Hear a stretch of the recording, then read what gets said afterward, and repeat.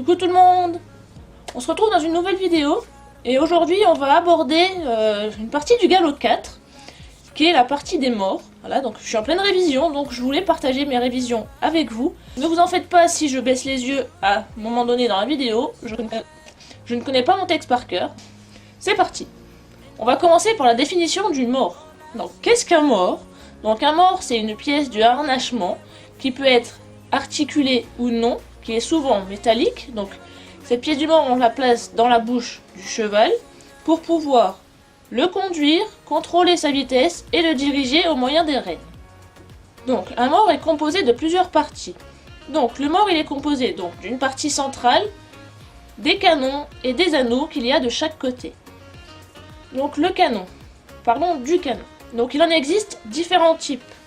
Il existe le canon droit qui est fait d'une seule pièce, le canon à simple brisure qui possède donc une articulation en son milieu, c'est le plus courant, et le canon à double brisure qui, comme je viens de le dire, donc double brisure dit deux articulations. Donc des petites précisions sur le canon. Donc plus le canon du mort sera gros, plus son action sera douce pour le cheval. Donc il en existe aussi en différentes matières, donc l'acier, on en retrouve le plus souvent l'acier donc pour les morts des chevaux, mais il en existe aussi en cuivre, en caoutchouc, en cuir ou en résine. Donc parlons des anneaux. Donc les anneaux peuvent avoir différentes formes, et c'est d'ailleurs la forme des anneaux du mort qui donne leur nom au mort. Donc je vais aborder avec vous les principaux. Il en existe beaucoup plus que ce que je vais vous dire, mais on va aborder les principaux que l'on doit connaître pour le Galop 4. Donc premièrement, donc le mort simple, ou également appelé chantilly. Donc il a une forme ronde, et ses anneaux coulissent dans le canon du mort. Deuxièmement, le mort à olive de ce mort-là, comporte deux parties allongées en forme d'olive, d'où le nom. Troisièmement, donc il existe aussi le mort verdun. Donc il se reconnaît à ses anneaux en forme de D. Quatrièmement, le mort bocher ou bochère, je ne sais pas comment ça se prononce. Donc il possède deux anneaux de chaque côté. Donc un petit pour y fixer les montants du filet et un plus grand en dessous pour y fixer les rênes. Et cinquième et dernier mort que l'on doit connaître pour le Galop 4, c'est le mort à aiguiller.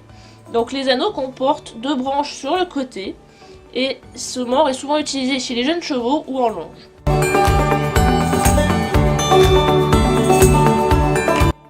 Donc le mort, bien sûr, doit être adapté à la bouche du cheval, que ce soit par son type, par la grosseur du canon, sa taille ou sa matière. Le mort doit toujours être très bien choisi, et il doit être aussi choisi en fonction du dressage du cheval. Il doit aussi être adapté au niveau du cavalier, et c'est à nous après de l'utiliser avec tact et parcimonie. Pour qu'un mort soit bien positionné dans la bouche du cheval, les montants du filet doivent être bien réglés. Le mort ne doit pas se retrouver ni trop bas, ni trop haut, au risque soit de gêner les dents du bas si le mort est trop lâche, ou à exagérément appuyer sur les commissures quand il est fixé trop haut. Bien sûr, le mort doit être rincé après chaque utilisation, que ce soit séance, en club ou si vous êtes propriétaire, balade ou monte en carrière. Et les rênes et les montants du filet doivent être bien entretenus. Donc voilà, c'est fini pour cette vidéo. J'espère qu'elle vous aura plu. Alors n'hésitez pas à commenter, à liker et à vous abonner. Je vous fais plein de bisous à vous et à vos poneys et je vous dis à bientôt.